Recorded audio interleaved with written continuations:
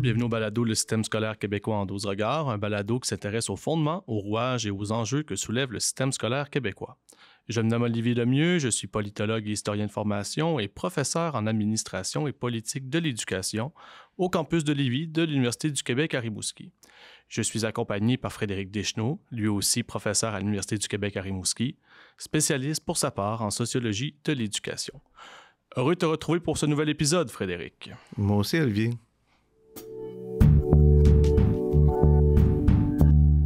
Dans le cadre du présent épisode, nous avons le bonheur de recevoir un collègue de l'Université Laval, Denis Simard, professeur en fondement de l'éducation. Peux-tu nous dire quelques mots sur toi, Denis, et sur ta trajectoire? Bien, bonjour Olivier, bonjour Frédéric. Alors, je suis professeur à la Faculté des sciences d'éducation à l'Université Laval. Je suis rattaché au département d'études sur l'enseignement et l'apprentissage. Je suis responsable de cours dits de fondement dans les études de premier cycle, les cours qui portent sur les idées, l'évolution des idées, les pratiques des institutions éducatives. Pendant plusieurs années, j'ai donné un séminaire de doctorat en sciences de l'éducation, d'initiation, pas d'initiation, mais de recherche en sciences de l'éducation. Et je suis aussi responsable d'un séminaire à la maîtrise et au doctorat qui porte sur le thème éducation et culture. Avant d'être professeur à l'université, je pense que c'est important de le mentionner. J'ai été enseignant à la commission scolaire de l'industrie à Joliette, qui aujourd'hui est intégrée au centre de services scolaires des Samars. Je l'ai été quand même pendant 10 ans. Alors, j'ai donc bien connu le milieu scolaire, la vie d'un enseignant au quotidien, les préoccupations, les questions des enseignantes et des enseignants, et ce que j'appellerais aussi plus largement la culture scolaire. Mais avant d'être enseignant et professeur à l'université, et ceci, je trouve que c'est important de le mentionner, j'ai eu deux passions, la philosophie et la musique. Et je vous en parle parce qu'elles sont loin d'être étrangères aux questions qui m'ont occupé depuis une trentaine d'années, aux recherches que j'ai pu mener. La musique d'abord, depuis mon jeune âge, c'est une passion qui ne m'a jamais quitté, même si souvent, trop souvent même, je l'ai mise de côté, je l'ai mise un peu sous le boisseau. Et puis la philosophie à la fin du secondaire, et au cégep surtout, de manière presque dévorante. Et depuis, ces deux passions ont toujours cohabité dans des proportions variables, parfois de manière harmonieuse, mais je dirais assez souvent de manière conflictuelle. Et c'est particulièrement évident lorsque je repense à mes études de baccalauréat, que j'ai d'abord commencé en philosophie. J'étais passionné de philosophie au cégep, je voulais devenir philosophe, mais je me suis inscrit à un programme de philosophie. Et puis, après une année, la passion de la musique m'a reprise et j'ai donc décidé de bifurquer vers mes études musicales pour finir finalement mes études musicales. Et un jour, tout bonnement, j'ai décidé d'enseigner la musique. Et très rapidement, la question de la culture, de la formation culturelle à l'école, la transmission culturelle s'est imposée à moi avec beaucoup de, je dirais, de force. Je ne le disais pas de cette manière à l'époque. Je n'avais pas ni la maturité intellectuelle, ni les outils pour mettre des mots très précis sur ce que je vivais. Mais avec le recul, c'est bien cette question-là qui me préoccupait. De toute façon, je pense que c'est une question qu'on est forcément amené à se poser quand on se met à enseigner. C'est une question qui se pose pour quiconque prétend instruire et éduquer, que transmettre et pourquoi. Nous recevons Denis aujourd'hui car il a signé un chapitre présentant un regard dit philosophique dans l'ouvrage Le système scolaire québécois en 12 regards. Peux-tu nous expliquer brièvement les fondements du regard philosophique et en quoi il permet d'appréhender pertinemment, selon toi, le monde de l'éducation? Oui, une excellente question. Expliquer brièvement les fondements du regard philosophique, c'est retourner quand même à sa fondation, qui remonte aussi loin que chez les Grecs anciens, autour du 5e siècle avant notre ère. Et pour la plus grande partie de son histoire, je pense qu'on l'oublie trop souvent. Il faut le rappeler aujourd'hui, c'est l'occasion. Pour la plus grande partie de son histoire, c'est la philosophie qui assigne à l'éducation et à la pédagogie ce qu'elles sont, leur nature, leur essence, pour reprendre un mot ancien, et ce qu'elles doivent former chez l'être humain. Et donc, cette relation étroite, intime, entre la philosophia et la paideia, inaugurée par les Grecs, va se maintenir tant bien que mal jusqu'à la fin du 19e siècle. Et là, j'inclus des figures aussi importantes que Platon, Aristote, Kant, Rousseau, Hegel, Marx, Marx, Nietzsche, Hegel. Et évidemment, cette relation très étroite sera fortement ébranlée par les critiques par la suite de Nietzsche, Marx et Freud, c'est-à-dire ceux que Paul Ricoeur appelait les maîtres du soupçon. Et avant d'être emportés par la folie meurtrière du 20e siècle, par 2 guerres mondiales, Auschwitz, les goulags. Hein.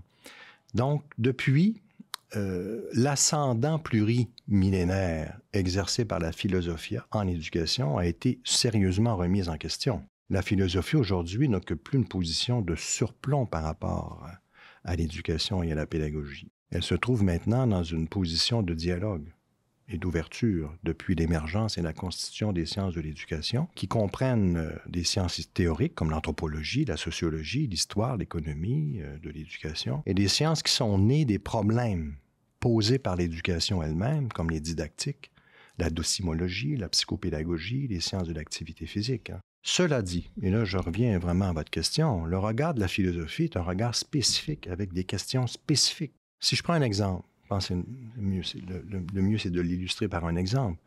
Si je prends l'exemple de l'apprentissage de la lecture, le regard philosophique ne s'interroge pas sur les meilleures méthodes pour apprendre à lire. Ce n'est pas la question du philosophe. Il ne s'interroge pas non plus sur les meilleurs outils pour évaluer sa progression, hein?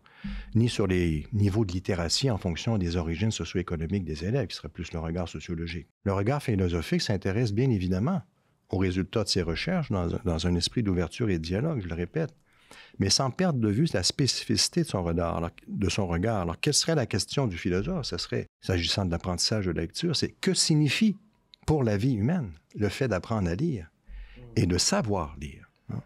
Donc, il y a une spécificité du regard qui distingue le regard philosophique des autres regards. Et cette complémentarité des regards est évidemment essentielle en éducation. On parle bien des sciences de l'éducation. Parce que quand on enseigne des cours de fondement, souvent, les étudiantes, c'est pas leur cours nécessairement préféré à l'inscription. On peut travailler puis les convaincre de la pertinence de ce qu'on fait, mais les référentiels, l'ancien comme le nouveau, laissent une toute petite place au fondement de l'éducation. Puis c'est pourtant, à mon avis, puis j'aimerais t'entendre là-dessus, c'est la distinction entre une formation au collégial technique puis un baccalauréat. Donc, si on veut en faire des techniciens, on va les former au collégial, mais si on veut leur ouvrir l'esprit puis qui portent un regard critique sur leur domaine, à mon avis, ça prend des cours comme ceux-là, des cours de philosophie, des cours de sociaux, pour un peu leur apprendre ce regard critique-là. Oui. Et l'apprentissage du jugement professionnel. Oui, voilà. Hein? Alors, quand on veut rendre des jugements professionnels, ben, on a besoin d'une panoplie de ressources, et notamment de ressources cognitives, donc de savoir-faire aussi, évidemment, là, et évidemment de certaines valeurs, mais donc le jugement professionnel doit reposer sur la culture la plus riche possible, la culture professionnelle la plus riche possible. Hein? Et, mais je voudrais quand même rappeler que les 2 référentiels, puisque tu en parles, Frédéric, les 2 référentiels, les 2 compétences fondamentales du référentiel de 2001 et celui de 2021, c'est quand même la compétence culturelle et l'autre, la compétence langagière. Hein? Donc, la compétence langagière, comment on peut acquérir une compétence langagière, ce que j'appellerais, moi, une forme de culture seconde de la langue, hein, qui nous permet d'être un modèle langagier en classe. Et qu'est-ce qui nous permet d'être un pédagogue cultivé, d'être un enseignant cultivé? Alors, évidemment, des disciplines plus traditionnelles comme la philosophie, la sociologie, l'anthropologie, l'économie, la politologie sont des disciplines essentielles pour former des enseignants cultivés, c'est-à-dire capables d'un jugement professionnel en contexte d'action ou dans un contexte qui suit l'action. Donc, avoir des jugements nuancés, et c'est ce qu'on attend d'un professionnel, au fond. Qu'est-ce qui fait la professionnalité d'un enseignant? Il me semble, en tout cas, pour ce qui me concerne, hein, ce qui fait la professionnalité d'un enseignant, c'est pas simplement la maîtrise d'un certain nombre de compétences professionnelles, mais ce qui fait la professionnalité d'un enseignant, c'est sa responsabilité dans la transmission culturelle. Alors, si on reconnaît cette responsabilité, bien, on a la responsabilité, nous, en formation initiale à l'enseignement, de former les enseignants les plus cultivés possibles. Et je n'hésite pas à dire le mot, hein, les plus cultivés possibles. Donc, il faut éveiller les étudiantes, les étudiants à leur responsabilité, à l'une des responsabilités qui est centrale dans le référentiel de 2001 et de 2021, donc depuis 25 ans au Québec. Hein, c'est tout le mouvement de la professionnalisation qui trouve son point de départ dans les années 90. 1990, puis le Québec participait, comme bien d'autres sociétés, à ce mouvement de professionnalisation de l'enseignement et qui, ce mouvement de professionnalisation au Québec, amorcé dans les années 90, a connu un premier point d'aboutissement important dans le premier référentiel de compétences qui venait structurer la formation en enseignement autour d'un certain nombre de compétences professionnelles. Et évidemment, les deux orientations fondamentales, c'était la formation d'un enseignant professionnel et d'autre part, la formation d'un enseignant cultivé. Mais moi, je pense que professionnalité et culture marchent de pair, vont de pair. L'un n'est pas pensable sans l'autre. Qu'est-ce qui fait, je répète, la professionnalité d'un enseignant? Qu'est-ce qui distingue cette professionnalité d'autres professionnels? C'est pour moi sa responsabilité dans la transmission culturelle. Alors, qu'est-ce que ça signifie aujourd'hui, cette responsabilité en transmission culturelle? Alors, c'est une vaste question, très difficile, hein? Vraiment très difficile, parce qu'on vit quand même dans un monde extrêmement, je dirais, qui bouge rapidement, pour dire le moins. Hein? On est face à des bouleversements quand même. Certains parlent même de certaines révolutions, hein? Et qui viennent compliquer la tâche de l'enseignant comme pédagogue cultivé, hein? Qui viennent compliquer la tâche de sa responsabilité, quoi, dans la transmission culturelle. Donc, on pourrait en parler longuement. Justement, en fait, notre balado s'adresse principalement à des professionnels de l'éducation. En quoi, d'après toi, le regard philosophique leur permet de naviguer dans le système scolaire québécois? C'est une belle question encore. Vous avez des belles questions. Je dirais que la formation de professionnels, c'est important de le rappeler, hein, c'est vraiment la formation de professionnels. Hein. Moi, je pense que toute réflexion sur la place et le rôle de la philosophie de l'éducation et de la philosophie tout court dans les programmes de formation initiale à l'enseignement doit avoir bien en vue la visée précise qui consiste à former des enseignantes et des enseignants. Ces enseignantes et ces enseignants, il faut-il le rappeler, ont à peu près le même parcours de philosophie au niveau collégial et ils ne deviendront jamais des spécialistes de la philosophie. Hein? Il faut avoir cela à l'esprit, je le répète, parce qu'il ne s'agit pas d'abord, de mon point de vue, de les exposer à la vérité de la réflexion philosophique in abstracto, hein? Mais de la rendre, comme le dirait Fernand Dumont, pertinente pour eux, dans leur formation et leur vie professionnelle future. Alors, je reprendrai les mots de mon collègue Alain Kerlan. Alain disait que la philosophie de l'éducation doit se faire ou devenir philosophie pour l'éducation, comprise comme une forme de compagnonnage philosophique dont on attend moins, je dirais, des réponses qu'un éclairage sur la responsabilité éducative.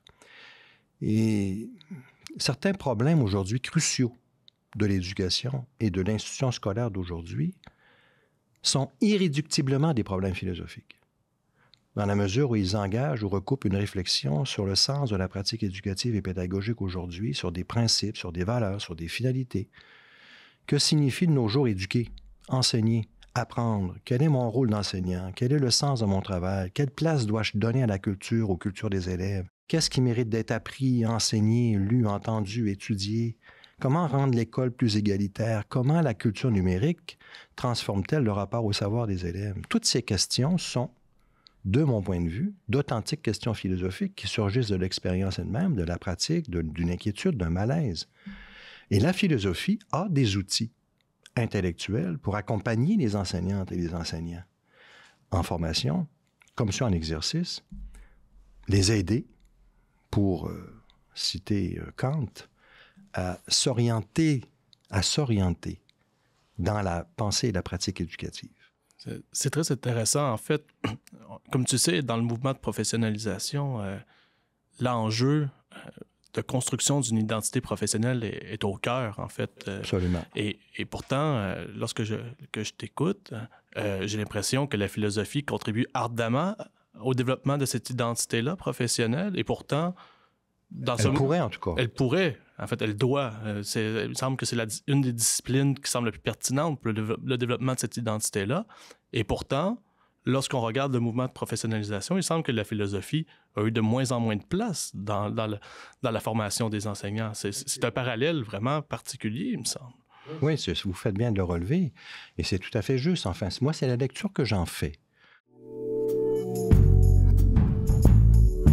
Denis, tu t'intéresses depuis plusieurs années à l'interface éducation et culture, notamment autour de la place de l'humanisme à l'école.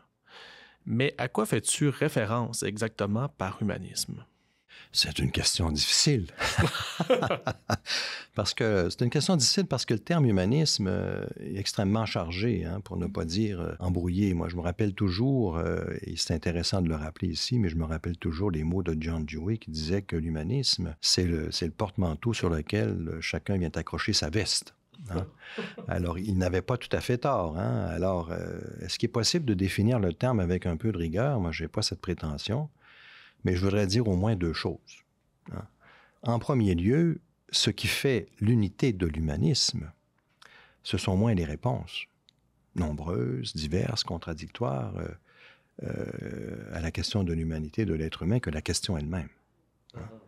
Et dans un très beau livre que tu connais d'ailleurs, Olivier, un très beau livre que moi je recommande à tous, qui s'appelle « La mesure de l'homme », le philosophe Daniel Jacques avait bien vu que la diversité des réponses humanistes à la question de l'humanité de l'être humain forme ce qu'il appelle la tradition humaniste. Hein? Donc, n'oublions pas cela, c'est un premier point. Et évidemment, de nos jours, à l'heure de la robotisation, de la miniaturisation, de l'intelligence artificielle et des biotechnologies, on voit bien que la question de l'humanité de l'être humain est plus que jamais problématique. Hein? Deuxièmement, et pour revenir sur le terrain de l'éducation, Olivier, moi je dirais que peut être considéré comme humaniste celle ou celui qui valorise l'être humain, et en particulier ce qui lui confère une dignité propre, c'est-à-dire sa capacité réflexive. Hein? Est humaniste celle ou celui qui fait de l'individu une fin, et non un moyen. À l'école, Olivier Reboul le rappelle très bien, l'élève, il doit être traité comme une fin. C'est pour lui qu'il travaille, c'est sa propre autonomie qu'il apprend. Hein? Est aussi humaniste celle ou celui qui défend l'idée selon laquelle l'éducation doit viser le développement intégral de l'élève, de l'enfant. Hein? Mais paraît être aussi humaniste celle ou celui qui pense qu'à l'école, chaque élève a droit au meilleur de l'expérience humaine, considéré comme culture. Hein? Donc, c'est un peu par ces quatre traits que je définirais l'humanisme. Hein? Une position qui valorise l'être humain, une position qui fait de l'être humain une fin et non un moyen, et qui partage l'idée selon laquelle il faut développer l'être humain dans l'intégralité de ses dimensions, et que chaque être humain a droit au meilleur de l'expérience humaine, a droit à la culture. La culture, elle appartient à personne, elle appartient à tous. Elle est un bien précieux, universel, à vocation universelle. Et comme tu le sais, en fait, l'humanisme a été au fondement de l'éducation au Québec, ou du moins de l'humanisme classique d'une bonne part de l'éducation au Québec pendant de nombreuses années. Des fois, j'ai l'impression parfois qu'on l'a un peu perdu de vue dans les milieux, du moins. Depuis la Révolution tranquille au moins. Quels sont en fait les héritages de cet humanisme au Québec? Tu as bien dit les héritages, hein, et je pense que le pluriel est important, approprié, parce que ces héritages sont nombreux, à commencer, puis tu le disais à l'instant, par l'héritage humaniste des collèges classiques. Un humaniste qui est centré sur, comme chacun le sait, sur le privilège des lettres anciennes, grecques et latines, sur la philosophie, surtout Aristote, réinterprété par Thomas d'Aquin. C'est un humaniste que les membres de la commission parents, comme tu le sais, Olivier, ont cherché à élargir, hein, en intégrant une pluralité d'univers de connaissances. Les humanités classiques, mais aussi la science expérimentale, la connaissance technique, la culture de masse, hein, c'est-à-dire l'ensemble des techniques à l'époque de diffusion de masse. C'était le journal, c'était le magazine, c'était le livre de poche, c'était le disque, c'était la radio, le cinéma, la télévision.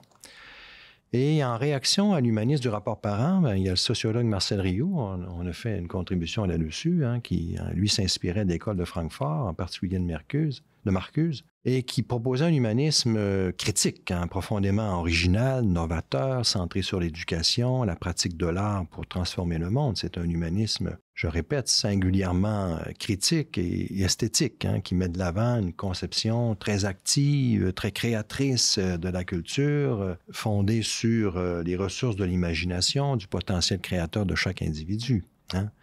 C'est donc une conception de la culture qui trouve son impulsion dans les ressources créatrices de chaque individu plutôt que dans une culture donnée en modèle. Hein?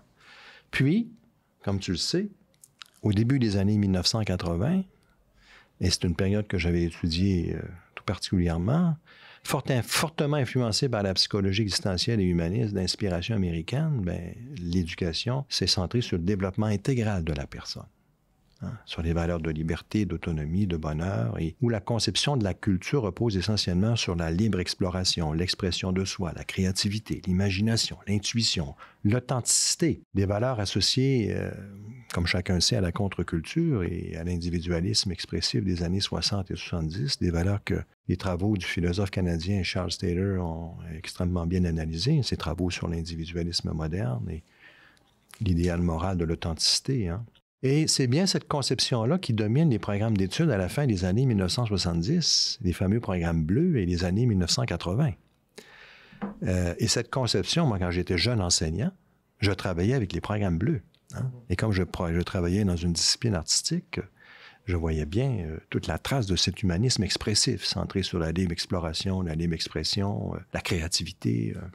Et donc, c'est bien cette conception-là qui a été vivement critiquée par ce que j'appellerais, moi je l'appelle ainsi, je l'appelle l'humanisme culturel, qui est associé à la dernière grande réforme de l'éducation au Québec et à la Commission des États généraux de 1995 et 1996. Et donc, selon cet humanisme, l'approche psychologisante et subjectiviste, si tu veux, qui caractérise l'humanisme expressif des années 80, il doit être remplacé par une perspective culturelle dans les programmes. C'est-à-dire par une approche qui accorde aux œuvres de l'esprit et de la main, pour reprendre un peu les mots de Denis Cambouchner, qui accorde aux œuvres de l'esprit et de la main, lesquelles, c'est une grande question, mais une place fondamentale. Hein. Et donc, on voit bien que l'humanisme en éducation forme un héritage très vivant et pluriel. Il s'agissait d'un épisode très stimulant, Frédéric. En fait, de belles réflexions. On est habitué, les étudiantes puis tout le monde qui intervient en éducation, on connaît presque par cœur la trilogie de la mission de l'École québécoise, instruire, socialiser et qualifier. Puis, en fait, c'est ça, c'est que la philosophie, ça nous permet de réfléchir avec pertinence aux deux premières missions, l'instruction et la socialisation. Les aspects de la théorie de la culture, l'importance du pédagogue cultivé, aussi le caractère humaniste de la formation. Puis moi, je retiens quelque chose que je pense sur lequel les étudiantes vont pouvoir méditer, ou nos auditeurs et auditrices, l'importance des questions plus que des réponses. Donc, d'avoir cette ouverture-là à poser toutes sortes de questions pour interroger sa pratique, le monde de l'éducation. C'est comme ça qu'on développe aussi une culture de l'école. Le système scolaire québécois en 12 regards est un balado développé par l'Université du Québec à Rimouski. Pour en apprendre davantage sur les éléments abordés à l'intérieur du présent épisode, nous vous encourageons à vous procurer l'ouvrage qui porte le même titre, publié aux presses de l'Université du Québec et dirigé par moi-même, Olivier Lemieux, et par Frédéric Deschenaux. Rendez-vous au prochain épisode.